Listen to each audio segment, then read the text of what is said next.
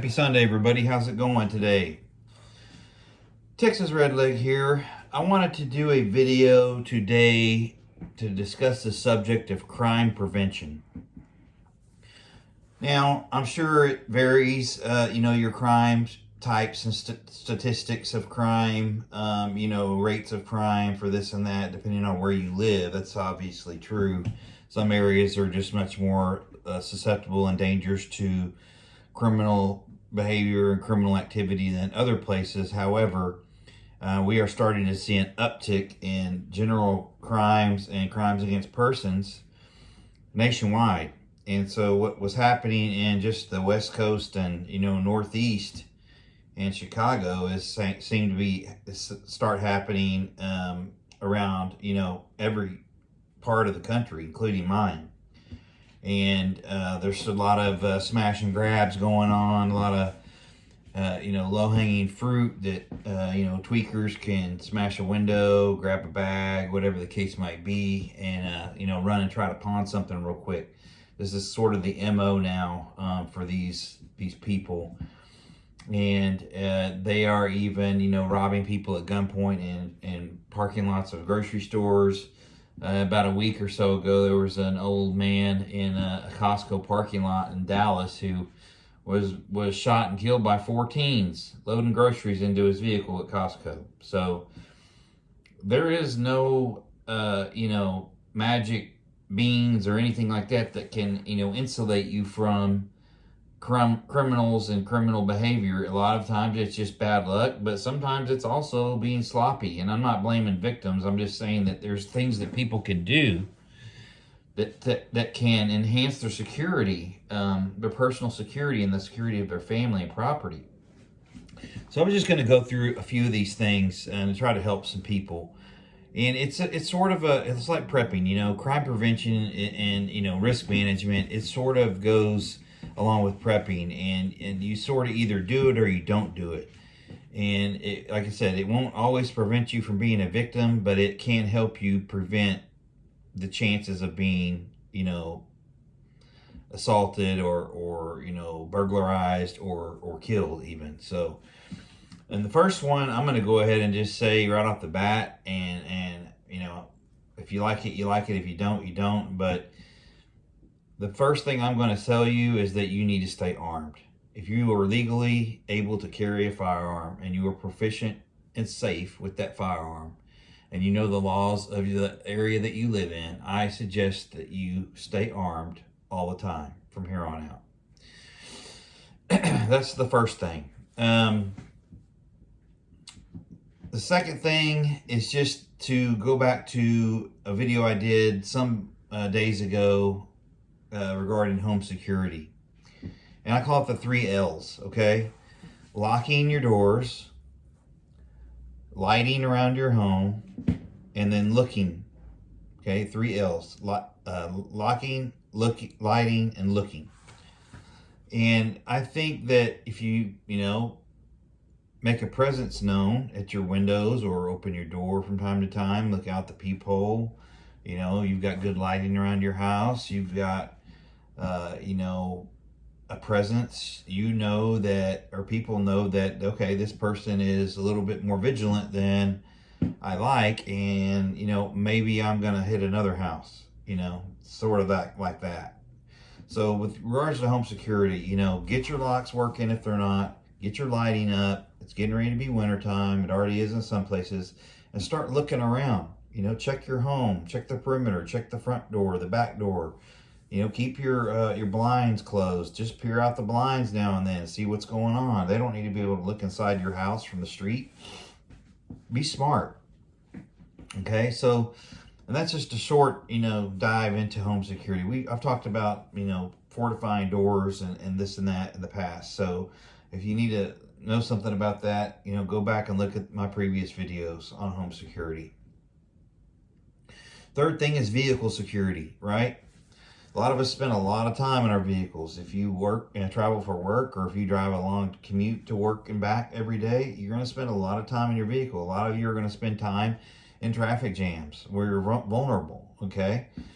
When you're traveling, keep your doors locked, right? Don't Don't disable that automatic locking device. That could save your ass. You know, if you could become, distracted, or you get, overtaken or jumped, or somebody tries to ambush you, at least your doors are locked. Okay.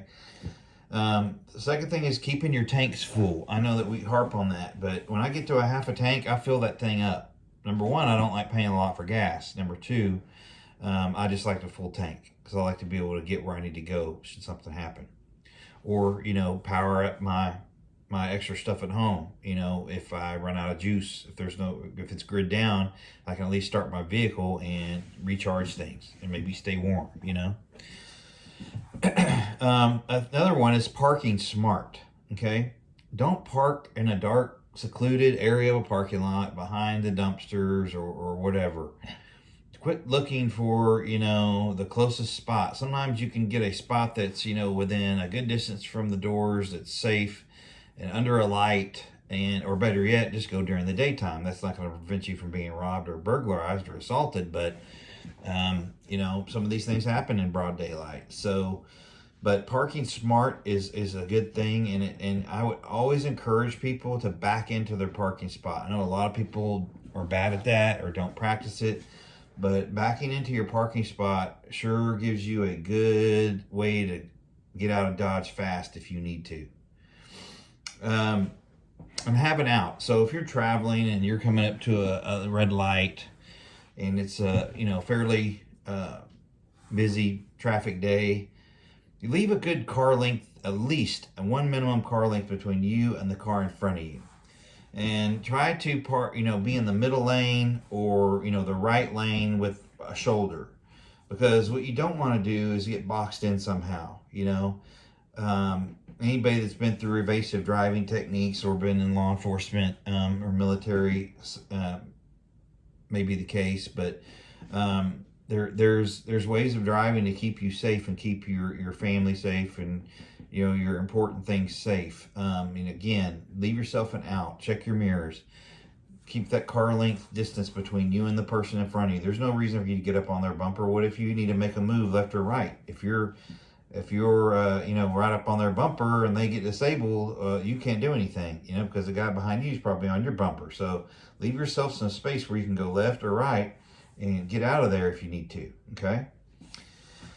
And then let's go into the area of communications, right? So I know a lot of people don't know their neighbors, and that's just kind of the way it is now. But I would really try to at least buddy up to one or two neighbors if you have them, or family that lives close to you maybe, and talk to them and bounce stuff off each other, kind of feel people out. Use OPSEC. Don't tell people everything, about your preps and this and that and what you got and what you don't got. But it's a good idea to have communication with neighbors, because, if you go out of town or something, you can, if you have a neighbor you can trust, or a family member or a friend you trust that lives close, you can go say, hey, I'm going to be out of town for a few days. Please keep an eye on the place. If there's any activity going on, I'm not there, so call the police, Or, if you're going to have a family member come check your mail or something, let the neighbors know that, hey, my cousin is going to come check my mail for me, and maybe the maids are going to come, or the cleaning people are going to come and clean out your house or whatever. So, clean up. So just sort of, have that good communication with your neighbors. Again, you don't have to tell them everything, but just be smart, and tell them what they need to know. Make sure you've got phone numbers, It's always a good thing. And when they go out of town, you can watch out for their place. It's a good thing to do. It's just smart. Another thing is talk to the police, Police do patrols in your neighborhood. I'm assuming most people that follow me are pro-police. I hope you are. They're not all perfect, but we need them. So if you see a officer patrolling your neighborhood, maybe stop and talk to them and just say, hey, introduce yourself.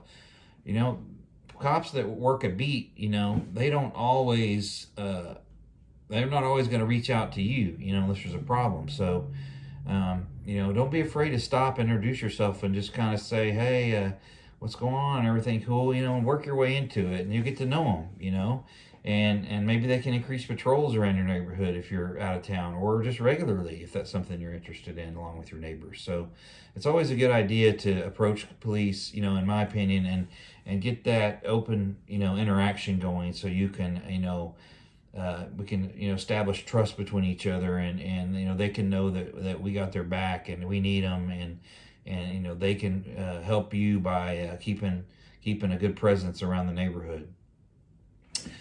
And then, again, the whole thing about staying armed, man, people, I'm telling you, I think it's just, I don't know how people walk around unarmed with all the risky things that are going on a daily basis, especially single females.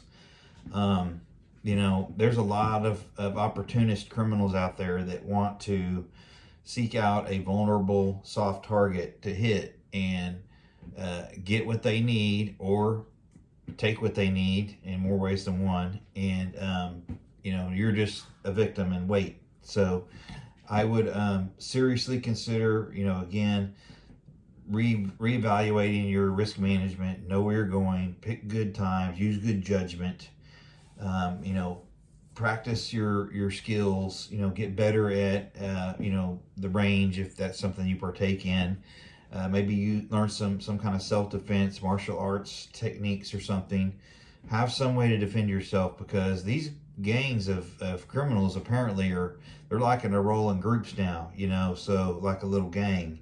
So you might want to just remember that, and keep your eyes open, check your mirrors, be aware of what's going on around you. Don't be immersed in your phone where you're just oblivious to what's going on around you, because most people, if they're paying attention, they can make some kind of move defensively to either flee or fight, fight or flight, we call it, regarding the situation. So anyway, I don't want to keep everybody too long on this video. It's a Sunday. I hope everybody had a good weekend. Hopefully you were able to get the things you need and stay healthy.